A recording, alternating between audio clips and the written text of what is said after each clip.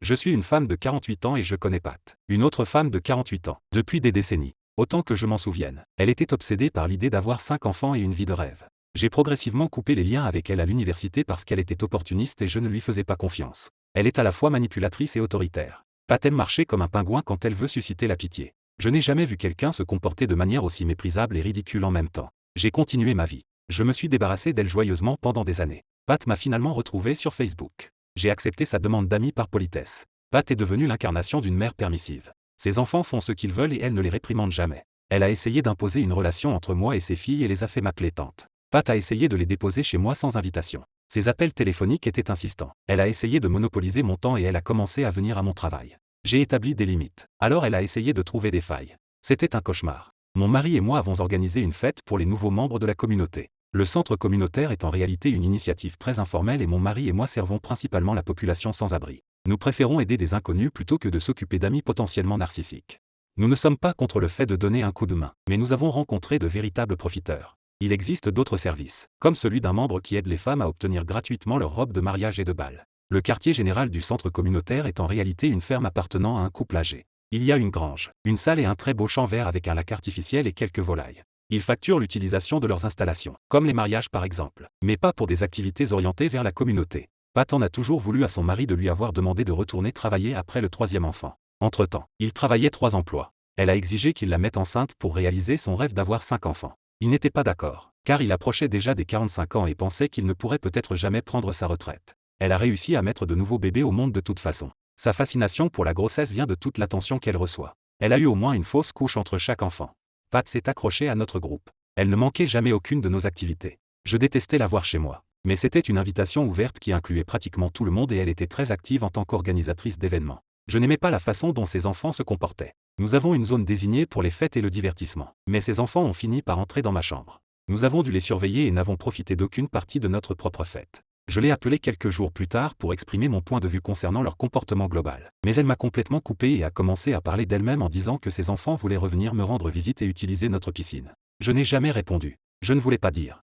Non, je n'aurais pas tes sales gosses chez moi. Elle m'a également appelé alors que l'été approchait spécifiquement pour me faire savoir que sa fille du milieu s'ennuyait et voulait passer une semaine chez nous. J'ai poliment décliné, expliquant que mon mari et moi devions travailler et ne pouvions pas recevoir de visiteurs. Pat n'a pas prêté attention. Son enfant m'a appelé pendant le week-end, m'appelant Tata et essayant de me convaincre en disant « Maman dit que tu m'as invité à passer l'été avec toi ». J'ai rapidement clarifié la situation et offert une explication pour éviter de nuire à l'estime de soi d'un enfant. Pendant que je lui parlais, elle m'a simplement raccroché au nez. Le profil Facebook de Pat montrait également quelques signaux d'alarme.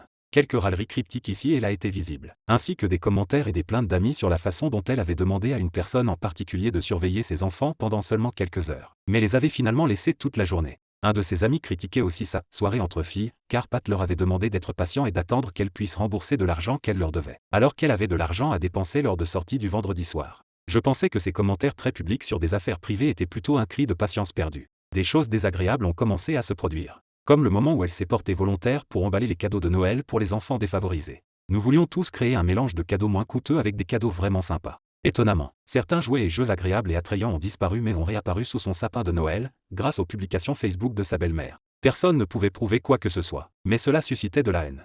Ou le moment où ma fille m'a appelé en larmes pour la récupérer après avoir assisté à l'anniversaire de la fille de Pat, Kazay. Ma fille avait été ignorée toute la nuit parce qu'elle n'avait pas offert les gadgets de jeux coûteux que Kazay demandait pratiquement. Ma fille a demandé, mais j'ai dit non. Nous lui achèterions un cadeau très agréable et réfléchi selon ses goûts. Donc, quand je suis allé la chercher, ma fille était assise seule dans le salon pendant que Kazay et ses amis restaient dehors. Les histoires sur Pat et sa famille se multipliaient. Les propriétaires de la ferme, le centre communautaire, ont décidé de garder leurs portes verrouillées sauf s'ils avaient des invités ou des événements. Car Pat avait pris l'habitude d'entrer quand bon lui semblait, perturbant les mariages en cours, jetant des pierres aux poissons dans le lac ou harcelant les oies dans la cour. Ou comment elle a laissé une autre maman de soccer payer la note du déjeuner puis a sorti la carte des difficultés financières. Ou comment les autres parents la détestaient parce qu'elle créait une compétition hostile inutile. Quand ma fille a eu 13 ans, je lui ai permis de porter la bague de ma grand-mère. Ce n'était pas un bijou cher, mais il était ancien et les filles veulent avoir l'air riches de nos jours. Ma grand-mère me l'avait donné quand je suis devenue adolescente. Alors je l'ai transmise à ma fille pour qu'elle puisse la porter pendant sa semaine d'anniversaire. Il était étrange qu'elle soit devenue silencieuse et distraite après cela. Elle ne voulait plus aller à l'école, et mon mari et moi sommes devenus suspects. Elle ne s'est jamais confiée, et mes autres enfants n'avaient aucune idée. Nous sommes allés à son école, mais ses enseignants nous ont assuré qu'il n'y avait rien de nouveau dans son environnement. Mon mari et moi soupçonnions qu'elle était victime d'intimidation, mais notre enfant ne nous donnait aucun moyen de la soutenir. Ma fille est très enjouée et très compatissante. Elle n'a jamais eu de problème avec les autres enfants. J'ai appelé la mère de sa meilleure amie, Nathalie. Sa fille nous a dit ce qui se passait. Kazé, l'aîné de Pat, et ma fille étaient devenus proches. Je le savais et je n'étais pas ravi. Je ne trouvais pas l'écart d'âge, Kazé avait 17 ans, exactement inapproprié. Mais je préférais voir ma fille passer du temps avec des amis de la même tranche d'âge. Kazé est très belle et une élève douée. Elle est aussi très vaniteuse. Pour faire court, elle a demandé à ma fille si elle pouvait essayer la bague et a refusé de la lui rendre. Elle a ensuite prétendu l'avoir perdue mais chercherait. Ma fille était dévastée. Ma fille continuait de demander sa bague. Et en conséquence, Kazé l'a ignorée et a répandu la rumeur que ma fille essayait de lui voler sa bague. Certains enfants à l'école ont pris parti pour Kazé. Maintenant, Kazé portait simplement les bijoux de ma fille à l'école comme si rien ne s'était passé. Si cela ne qualifie pas de provocation, je ne sais pas ce qui le fait. Ma culpabilité vient du fait de ne pas pouvoir pousser ma fille à se confier et à se sentir en sécurité pour me dire la vérité. Je lui ai parlé et elle a éclaté en larmes. J'étais à la fois affligée en tant que mère et furieuse qu'une adolescente fasse cela sous notre nez. Je suis allé directement à la voiture de Pat après l'école. J'ai demandé à parler alors que Kazé allait entrer. J'ai pris la main de Kazé et j'ai demandé à voir ses bijoux. Kazé s'est figé et a essayé de serrer le poing. Alors je suis devenu implacable. Kazé a crié « Maman ». Et Pat a eu du mal à sortir de la voiture. J'ai facilement glissé la bague car Kazé a de petites mains et portait la bague à son index. D'abord, Pat m'a crié dessus. Après l'avoir confrontée avec la gravure sur la bague, elle a prétendu que ma fille l'avait prêtée à sa fille. Puis elle a prétendu l'avoir achetée. Je n'ai pas prêté attention. Je les ai avertis que je savais que Kazé était devenue une amie abusive pour ma fille. Pat m'a appelé pour me réprimander. Elle a dit qu'elle essayait d'élever une jeune femme assertive et que j'avais tout gâché en étant autoritaire. Elle ne s'est jamais excusée pour le comportement voleur de sa fille. Le mari de Pat, Hank, peut être décrit comme un paillasson. Pat l'a usé jusqu'à la corde. Il n'avait pas d'autre choix que de l'obéir pour maintenir la paix. Elle était une tyrannique qui retirait activement son affection lorsqu'il ne suivait pas ses souhaits. Même en public. Elle a eu les enfants numéro 4 et numéro 5 après une campagne implacable qui comprenait de le quitter pendant 2 mois. Ses grossesses étaient une nuisance parce qu'elle s'attendait à être traitée comme la seule dame qui ait jamais été enceinte. Elle se promenait en fauteuil roulant presque immédiatement après être tombée enceinte et tombait très malade le week-end. De sorte que ses enfants étaient souvent envoyés chez des amis et de la famille pour qu'elle puisse se reposer. Pat intimidait systématiquement Hank. Elle partait en ville et emmenait les enfants avec elle. Le pauvre Hank semblait désemparé, buvant sur son porche ou paraissant très seul. C'est ainsi qu'elle s'en sortait et qu'elle pouvait quitter son travail. Hank n'avait pratiquement pas de voix. Alors il luttait pour maintenir le mariage. Tout le monde l'aimait, mais la détestait tout autant. Hank aimait parler aux autres, mais semblait inquiet que Pat soit contrarié. Avec le temps, selon mon mari, Hank a commencé à montrer des signes de dépression et de détresse mentale. Notre ami, Lena, dirige l'initiative des robes de mariée bal. Ce n'est pas compliqué. Les robes sont obtenues par des dons, sur eBay, lors de présentations, etc. Les robes exceptionnellement belles sont conservées pour que plus d'une mariée puisse les porter. Dans certains cas, une mariée paiera 50 $, mais la plupart du temps, les robes sont offertes en don à la mariée. Pat était impliquée dans cela. Lena l'a gardée car elle n'avait jamais eu de problème et sa tâche se limitait simplement à expédier les robes. Pat a décidé de renouveler ses vœux. Et son attitude de merde est devenue la cerise sur le gâteau.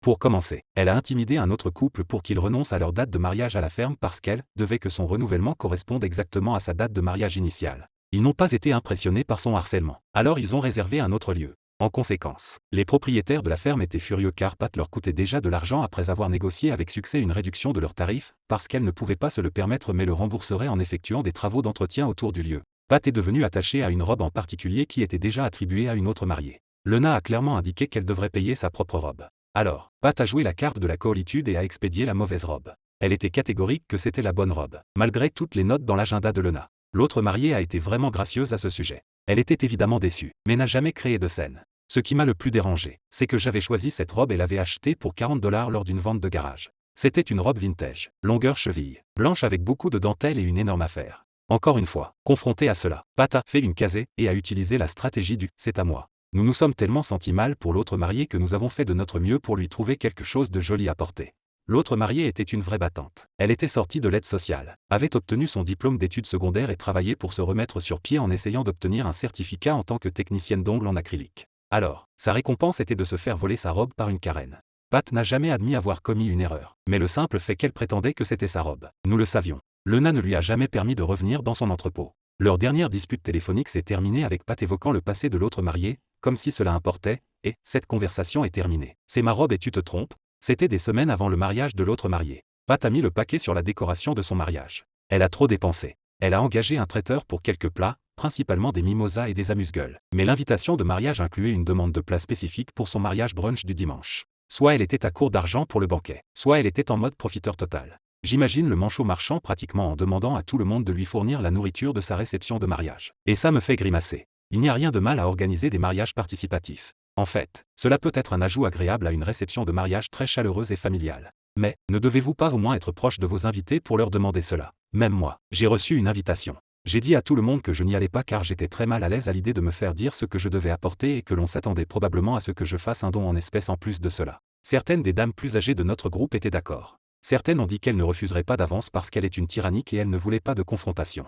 Lena m'a appelé la nuit avant le remariage de Pat. Lena était là pour fermer le bingo du samedi soir et Pat était étonnamment amicale. Mais c'est ce qu'elle fait chaque fois que les choses vont dans son sens. Lena a jeté un coup d'œil dans le sac à vêtements et a vu la même robe exacte pendant que Pat était occupée à superviser la décoration du mariage. La chose avec les Karen, c'est qu'elles s'attendent à ce que tout le monde accepte, réalise leurs rêves, ou elles sous-estiment simplement tout le monde et pensent que nous sommes tous des idiots. Lena est une personne très directe avec une attitude du genre, et alors, poursuis-moi en justice. Elle m'a dit qu'elle allait simplement ruiner la robe. Après tout, c'était la sienne, donc elle pouvait faire ce qu'elle voulait. Si Pat voulait intenter une action en justice, et si les choses devenaient laides, elle devait prouver la propriété. Cependant, la robe était la même, les marques à l'intérieur de l'ourlet et les étiquettes étaient les mêmes. Même les numéros d'étiquettes perforés pour identifier chaque robe à des fins logistiques correspondaient. Pat avait modifié la robe, ajoutant des perles supplémentaires et la teignant d'une couleur crème profonde. Mais c'était évidemment le même vêtement. Lena et moi sommes entrés furtivement avant la fermeture du lieu pour la nuit. Toutes les mariées sont autorisées à rester dans une petite chambre moyennant des frais minimes, afin de ne pas avoir à conduire le jour de leur mariage.